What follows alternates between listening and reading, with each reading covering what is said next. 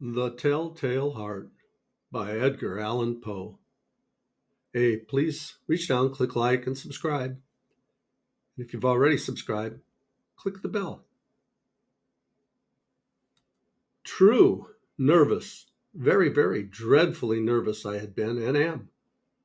But why will you say that I am mad? The disease had sharpened my senses, not destroyed, not dulled them. Above all was the sense of hearing acute. I heard all things in heaven and in the earth. I heard many things in hell. How then am I mad? Hearken and observe how healthily, how calmly I can tell you the whole story. It is impossible to say how first the idea entered my brain, but once conceived, it haunted me day and night. Object, there was none. Passion, there was none. I loved the old man. He had never wronged me. He had never given me insult. For his gold I had no desire. I think it was his eye. Yes, it was this. He had the eye of a vulture, a pale blue eye with a film over it. Whenever it fell upon me, my blood ran cold. And so, by degrees, very gradually, I made up my mind to take the life out of the old man, and thus rid myself of the eye forever. Now, this is the point. You fancy me mad. Madmen know nothing. But you should have seen me. You should have seen how wisely I proceeded, with what caution, with what foresight, with what dissimulation I went to work.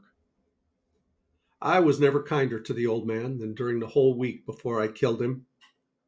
And every night, about midnight, I turned the latch of his door and opened it. Oh, so gently. And then, when I had made an opening sufficient for my head, I put in a dark lantern, all closed, so that no light shone in. And then I thrust in my head. Oh, you would have laughed to see how cunningly I thrust it in. I moved it slowly, very, very slowly, so that I might not disturb the old man's sleep. It took me an hour to place my whole head within the opening so far that I could see him as he lay upon his bed. Ha! Would a madman have been so wise as this? And then, when my head was well in the room, I undid the lantern cautiously. Oh, so cautiously, for the hinges creaked. And I undid it just so much that a single thin ray fell upon the vulture eye. And this I did for 7 long nights, every night, just at midnight. But I found the eye always closed, and so it was impossible to do the work, for it was not the old man who vexed me, but his evil eye. And every morning, when the day broke, I went boldly into the chamber and spoke courageously to him, calling him by name in a hearty tone, and inquiring how he had passed the night. So you see, he would have been a very profound old man indeed to suspect that every night, just at 12, I looked in upon him while he slept. Upon the 8th night, I was more than usually cautious in opening the door. A watch's minute hand moves more quickly than did mine. Never before that night had I felt the extent of my own powers, of my sagacity. I could scarcely contain my feelings of triumph to think that there I was, opening the door little by little, and he not even to dream of my secret deeds or thoughts. I fairly chuckled at the idea, and perhaps he heard me, for he moved on the bed suddenly as if startled. Now you may think that I drew back, but no. His room was as black as pitch with the thick darkness, for the shutters were close fastened, through fears of robbers. And so I knew that he could not see the opening of the door, and I kept pushing it on, steadily. I had my head in and was about to open the lantern when my thumb slipped upon the tin fastening, and the old man sprang up in his bed, crying out, "Who's there?" kept quite still and said nothing. For a whole hour I did not move a muscle, and in the meantime I did not hear him lie down. He was still sitting up in the bed listening, just as I have done night after night, hearkening to the death watches in the wall. Presently I heard a slight groan, and I knew it was the groan of mortal terror. It was not a groan of pain or of grief, oh no. It was a low, stifled sound that arises from the bottom of the soul when overcharged with awe. I knew the sound well. Many a night, just at midnight, when all the world slept, it has welled up from my own bosom, deepening, with its dreadful echo, the terrors that distracted me. I say I knew it well. I knew what the old man felt and pitied him, although I chuckled in my heart. I knew that he had been lying awake ever since the first slight noise when he had turned in the bed. His fears had been ever since growing upon him.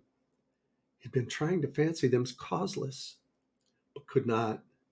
He'd been saying to himself, "It is nothing but the wind in the chimney. It is only a mouse crossing the floor. Or it is merely a cricket which has made a single chirp." Yes, he'd been trying to comfort himself with these suppositions, but he had found all in vain.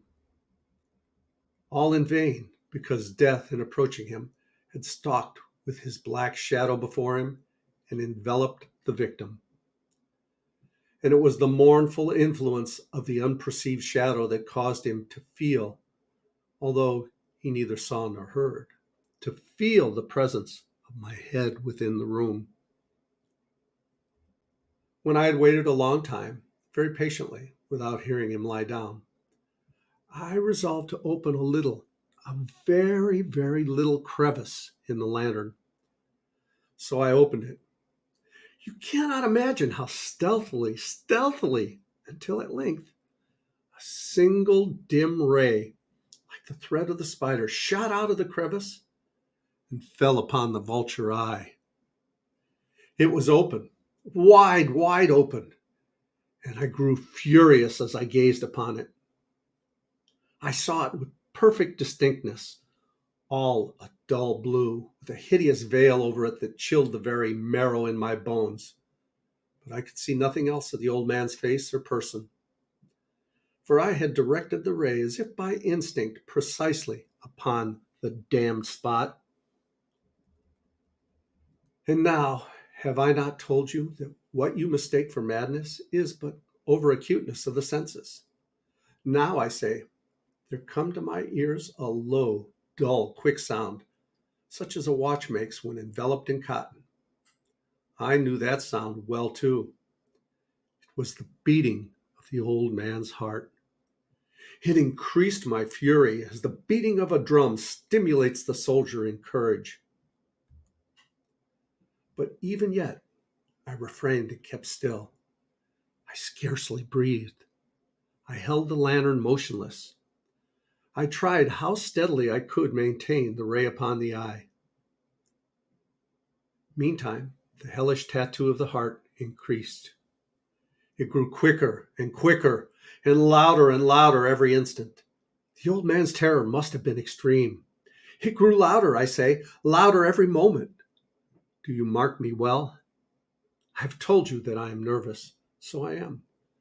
And now, at the dead hour of the night, amid the dreadful silence of that old house, so strange a noise as this excited me to uncontrollable terror. Yet for some minutes longer, I refrained and stood still. But the beating grew louder and louder. I thought the heart must burst. And now a new anxiety seized me. The sound would be heard by a neighbor. The old man's hour had come. With a loud yell, I threw open the lantern and leaped into the room. He shrieked at once, only once. In an instant, I dragged him to the floor and pulled the heavy bed over him. I then smiled gaily to find the deed so far done. But for many minutes, the heart beat on with a muffled sound. This, however, did not vex me. It would not be heard through the wall. At length, it ceased. The old man was dead. I removed the bed and examined the corpse. Yes, he was stone dead. I placed my hand upon the heart and held it there many minutes. There was no pulsation. He was stone dead. His eye would trouble me no more. If still you think me mad, you will think so no longer when I describe the wise precautions I took for the concealment of the body. The night waned and I worked hastily, but in silence. First of all, I dismembered the corpse. I cut off the head and the arms and the legs. I then took up 3 planks from the flooring of the chamber and deposited all between the scantlings. I then replaced the boards so cleverly, so cunningly, that no human eye, not even his, could have detected anything wrong. There was nothing to wash out, no stain of any kind, no blood spot whatever. I'd been too wary for that. A tub had caught all. Ha ha! When I made an end of these labors, it was 4 o'clock, still dark as midnight. As the bell sounded the hour, there came a knocking at the street door. I went down to open it with a light heart, for what had I now to fear? There entered 3 men who introduced themselves with perfect suavity as officers of the police. A shriek had been heard by a neighbor during the night. Suspicion of foul play had been aroused. Information had been lodged at the police office, and they, the officers, had been deputed to search the premises. I smiled, for what had I to fear? I bade the gentleman welcome. The shriek, I said, was my own in a dream. The old man, I mentioned, was absent to the country. I took my visitors all over the house. I bade them search well. I led them at length to his chamber. I showed them his treasures, secure, undisturbed. In the enthusiasm of my confidence, I brought chairs into the room and desired them here to rest from their fatigues, while I myself, in the wild audacity of my perfect triumph, placed my own seat upon the very spot beneath which reposed the corpse of the victim. The officers were satisfied. My manner had convinced them.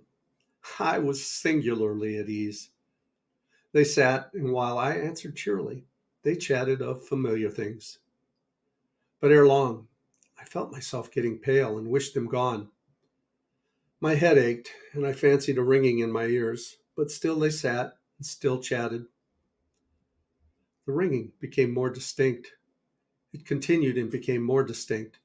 I talked more freely to get rid of the feeling, but it continued and gained definitiveness until at length I found that the noise was not within my ears. No doubt I grew very pale, but I talked more fluently and with a heightened voice. Yet the sound increased. What could I do? It was a low, dull, quick sound, much such a sound as a watch makes when enveloped in cotton. I gasped for breath, yet the officers heard it not. I talked more quickly, more vehemently, but the noise steadily increased. I arose and argued about trifles in a high key and with violent gesticulations, but the noise steadily increased. Why would they not be gone? I paced the floor to and fro with heavy strides, as if excited to fury by the observation of the men, but the noise steadily increased. Oh God, what could I do? I foamed, I raved, I swore. I swung the chair upon which I had been sitting and grated it upon the boards. But the noise arose over all and continually increased. It grew louder, louder, louder. And still the men chatted pleasantly and smiled. Was it possible they heard it not? Almighty God, no, no, they heard it. They suspected. They knew. They were making a mockery of my horror. This I thought, and this I think. But anything was better than this agony. Anything was more tolerable than this derision. I could bear those hypocritical smiles no longer. I felt that I must scream or die. And now again, hark, louder, louder, louder. Villains, I shrieked, dissemble no more. I admit the deed. Tear up the planks. Here, here. It is the beating of his hideous heart. Well, thanks so much for listening. I hope you reach down, click like, and subscribe. I love you guys. As Tigger says, ta ta for now.